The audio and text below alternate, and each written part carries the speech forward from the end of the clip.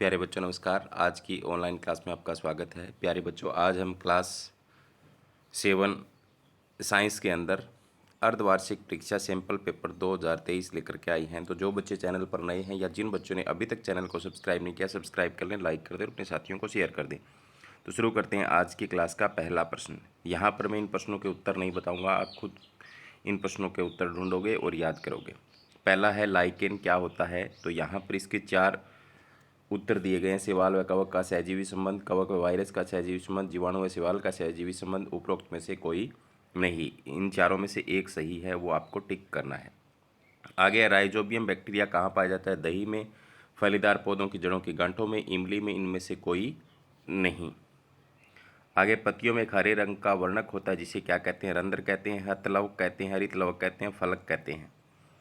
एक वयस्क व्यक्ति के मुख में यहाँ पर कितने की जगह आप करोगे 4 प्रकार के दांत होते हैं।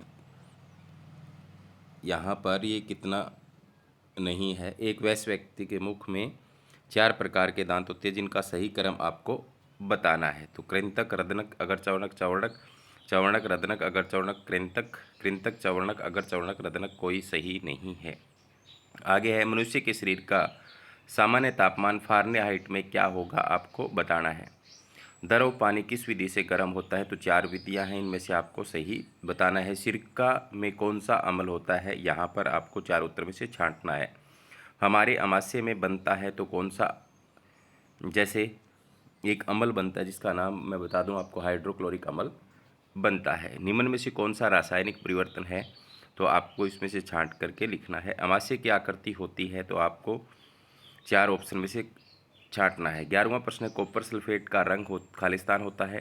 साबुन जैसे चिकने खालिस्तान होते हैं। लोहे को जंग लगना खालिस्तान परिवर्तन है। आगे 2 है, सत्य असत्य। लकड़ी को जलाना भौतिक परिवर्तन है। अगर ये सही है तो सत्य, गलत है तो असत्य।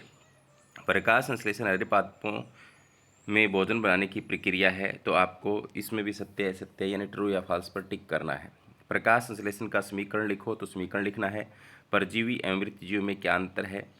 दीर्घद्रोम क्या है, वह कहाँ पाए जाते हैं। तो ये 3 प्रश्न 2-2 नंबर के हैं। 16, 17, 18 और 15 तक 1-1 नंबर के थे। आगे है 19, अम्ल व क्षारक के बीच होने वाली अभिक्रिया का वर्णन करो। तो जो उदासीनीकरण अभिक्रिया है उसका वर्णन आपको करना है। श्वसन तंत्र का नामांकित चित्र आपको बनाना है। तो 19 और 20 3 नंबर का और 21 भी 3 नंबर का है। अम्ल व क्षारकों के बीच होने वाले अम्ल व क्षारकों के बीच अंतर लिखना है। इसके बाद में प्रश्न नंबर 22, निम्न प्रकरणों में भौतिक या रासायनिक परिवर्तन में बताओ। प्रकाश संश्लेषण कौन सा परिवर्तन है। जल में शक्कर का घोलना कौन सा परिवर्तन है। कोयले का जलना कौन सा है। मोम का पिघलना कौन सा है। भोजन का पाचन कौन सा है। ये 5 नंबर का है। आगे समझाइए ऐसा क्यों होता है। तो इसके 3 भाग है। जब आप अति अम्ल से पीड़ित होते हैं तो प्रति अम्ल की गोली क्यों लेते हैं। जब चींटी काटती तो त्वचा पर कैलेमाइन विलेन क्यों लगाते हैं। कारखानों के अपशिष्ट को जल में बहाने से पहले उदासीन क्यों करते हैं। तो प्यारे बच्चों, ये है एक आज का सैम्पल पेपर।